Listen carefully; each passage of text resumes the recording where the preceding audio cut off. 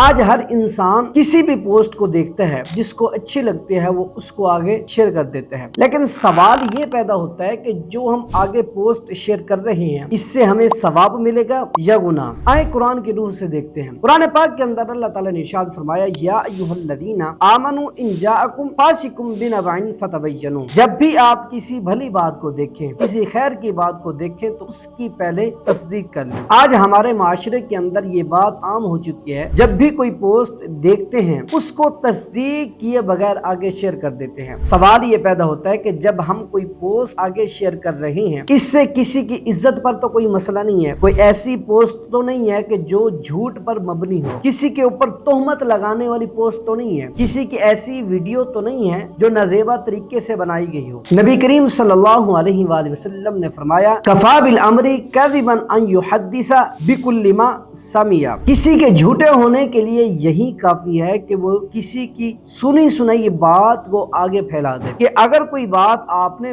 बिना तस्दीक किए आगे फैला दी तो आप झूठे इंसान हो गए। जहन के अंदर एक बात बिठा ले कि क्या हम ये जो पोस्ट शेयर कर रहे हैं इससे हमें सवाब मिलेगा या गुनाह मिलेगा, या फिर अल्लाह हमसे नाराज होगा या राजी होगा। पोस्ट शेयर करने से पहले तस्दीक कर लेना हमारे लिए बहुत जरूरी है।